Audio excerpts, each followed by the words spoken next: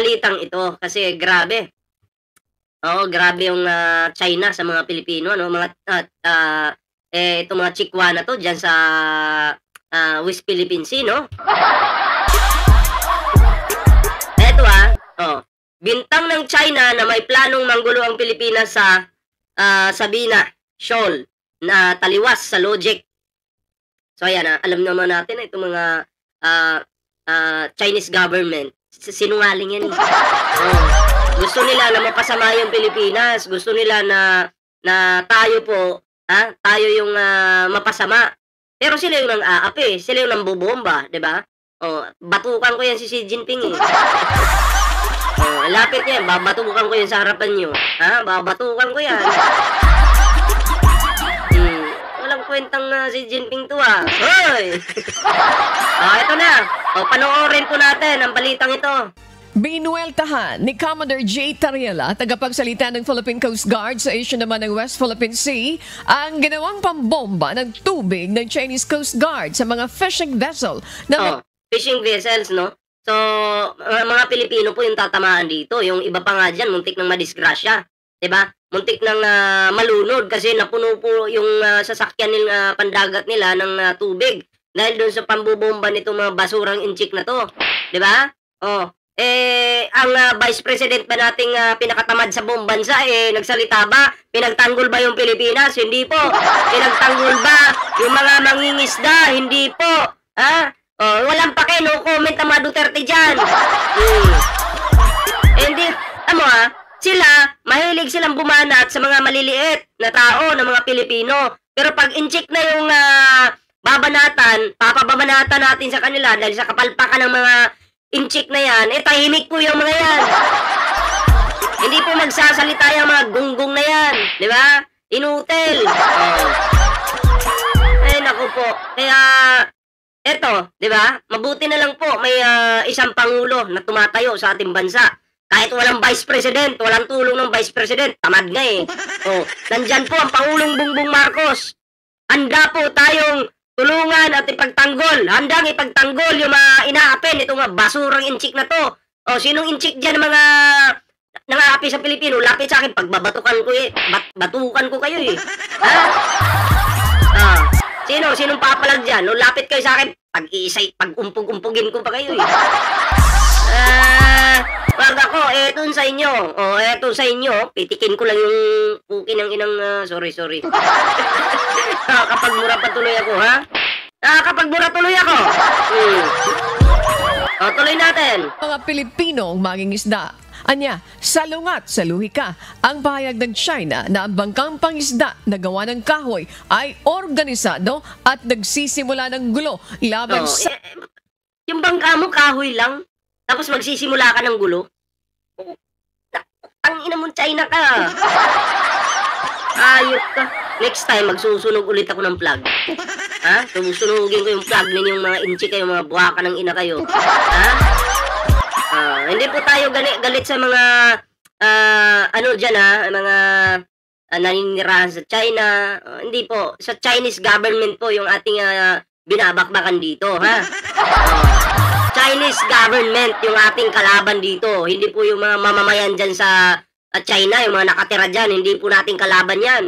Ang kalaban natin yung gobyerno ng China. Yun po. Sasakyan mo pang kahoy, bobombahin mo. Di naman, wasak! Baka malunod pa yan. Kahoy lang yan Tapos, babalik ta rin yun na nagsisimula ng gulo. Ang ina, gigil yung ako mas malalaki at armadong mga barko ng China. Sapat na niya ang... Pag sinabing armado na barko ng China, sila po ay may mga baril. Kompleto po yung mga yan. Ang mangingisda natin, wala pong hawak na baril yan. Ano po yung meron sila? Yung pang bingwit lang. Diba? Pambingwit lang po para panguha ng isda. Baka mamaya pagpapatayin yung kapwa natin Pilipino dyan. Ng mga basurang inchik na to kasi mga armado Diba? So, dapat po talaga, aksyonan po ito ng ating gobyerno. Sagad na po yung pang-aapi sa atin Wag na po nating asahan na magsasalita yan si Padilla, yung mga DDS senators na yan, yung mga vice president na yan. Hindi po. Wala pong pakialam yan sa mga mangisda. Ha? Wala pong pakialam. Kahit pa malunod kayo dyan, di magsasalita yan. Oh, tahimik lang sila. No comment. Palaging no comment yung gagawin yan. Hindi magkukomento. Hindi kayo ipagtatanggol. Dahil ang mga Duterte ay maka-China, walang pagmamahal sa kapwa nila Pilipino. Maka-China, ang kapal na muka. Dapat doon kayo nanirahan sa China eh. Diba? Makapal yung muka. Tuloy. Common sense para pamulaanan ng naratibong ito ng China. Kita sa video ang pambomba ng China ng water cannon ng malapitan na ikinasugat ng 3 mangingisda. May nasugatan. Uulitin ko, may nasugatan. Pero no comment pa rin ang mga Duterte. Ang sadyang pagputol sa angkla ng mga bangka na naglagay sa peligro sa buhay ng mga Pilipino. Sabi ng tagapagsalita ng Chinese Foreign Ministry na si Guo Jiakun, ang insidente sa Sabina Shoal ay tinatawag nilang Shanbin Jiao ay isang organisado at planadong hakbang upang makalikha at makahila ng galit at kaguluhan. Paulit-ulit din umanong nagsagawa ng dangerous maneuver ang mga bangka ng mangingisda laban sa mga barko ng China. Itong tagapagsalita ng China, makita kita, gagawin kitang punching bag. Ha? Gagawin kitang punching bag, pukin ang ina mo ka. Totoo yan. Uupakan kita. Punta ka Pilipinas. Ang ina, bitay pa kita eh. At tinakot ang mga Chinese Coast Guard sa Pilipinong mangingisda. Tatakutin yung Chinese Coast Guards. Gawain ba yan ng Pilipino? Hindi po. Ano? Bakit ka mananakot? Mamaya may mga baril yung mga yan. Ikaw, isa ka lang simpleng mangingisda. Coast Guard yung kalaban mo. Chinese Coast Guard yan. Diba? Wala kang armas, mananakot ka. Dapat yung ipadala natin sa West Philippine Sea, yung mga mahilig manggulo na yung mga mahilig sa road rage dito sa Pilipinas, sila yung ipadala natin doon. Tingnan natin kung umubra sila sa China, mga Chinese. Matatapang lang kayo sa kapwa niyo Pilipino eh. Diba? Hindi naman dapat nag-away-away mga Pilipino eh, pero dapat yung kinakalaban natin yung mga nang-aapi sa mga kapwa natin Pilipino. Diba? Ang ina talaga, mapapamura ka dito eh. Pamagitan ng kutsilyo. So, ito yung karugtong mga pre, may karugtong po yan. About dito.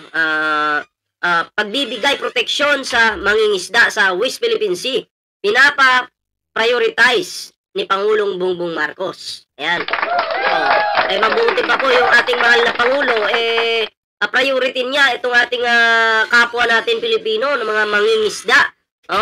Pero si Sara, si Sara, nakarinig po ba kayo na nagbigay ng komento dito? Wala siyang pake. Importante sa kanya, makapag-travel, makapagpasarap sa buhay. Yun lang, tamad. Basura.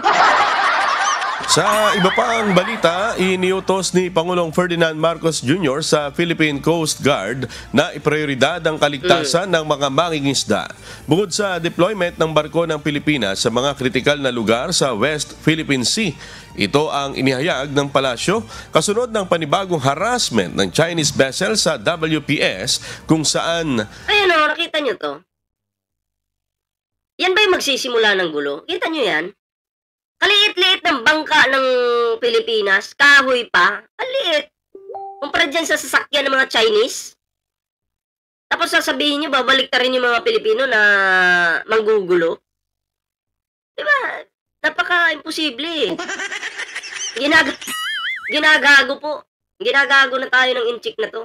Dapat dito hagisan ng granada yan. Tangina.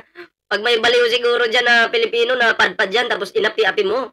Nako, baka hagisan ka. May na nakakagigil no? Gumamit ng water cannon sa mga... Grabe, sugatan yung mga isda mangingisdang Pilipino. Unang-una po nasabi na po ng DFA na kinokondem po natin ang nasabing insidente. At nakausap po mismo natin si Commodore Tariela at ang pinagbilin po at ang direktiba ng Pangulo ay unahin ang kaligtasan ng ating mga kababayan, ang mga mangingisda Ayun. na minsan ay nanganganib ang kanilang buhay. At Yan ha. May sinabi po yung ating Pangulong Bongbong Marcos, unahin po ang kaligtasan ng mga mangingisda. 'Di ba? I-prioritize po. Priority po ang mga mangingisda. Ganun po kabait ang ating Pangulo. Kasi ang ating Pangulo mga pre ay maka-Pilipino po ito. 'Di ba? Hindi po ito maka-China. 'Di ba? So, saludo tayo sa mga plano or hakbang na gagawin po ng ating mahal na Pangulong Bongbong Marcos. Diba? Kaya dapat po, patuloy po nating suportahan si PBBM. Diba? Huwag po tayo magpapabulag dun sa mga kumakalaban sa kanya. Kasi yung mga yon may sariling interest yun. Gusto nilang pabagsakin yung Pangulo para sila na yung umupo para yung mga Chinese muling makapasok dito sa Pilipinas, yung mga illegal. Di ba? Ganun lang yun. Kaya mag-isip-isip po tayo. Ganun lang. pinag-utos din po na magkaroon ng deployment sa mga strategic location para mabantayan at mabigyan proteksyon ang ating mga mangingisda.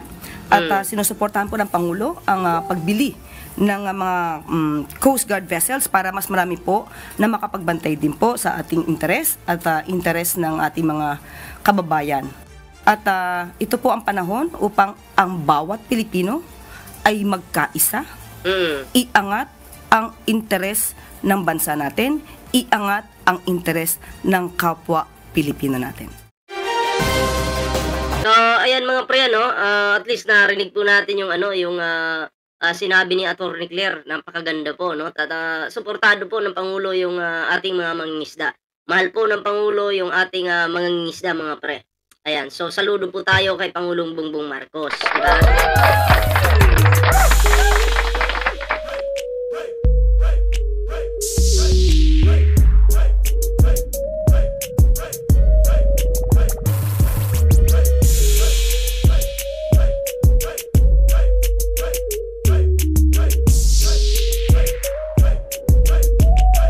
Okay.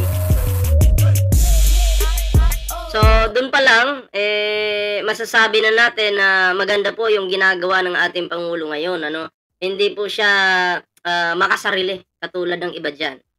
Yung gustong magpabagsak kay Pangulong Bongbong Marcos, talagang hindi po magtatagumpayan, ha? Ewan ko lang kung saan kayo pulutin. Basta kami po, ang suporta namin kay PBBM, palaging mananatili yan.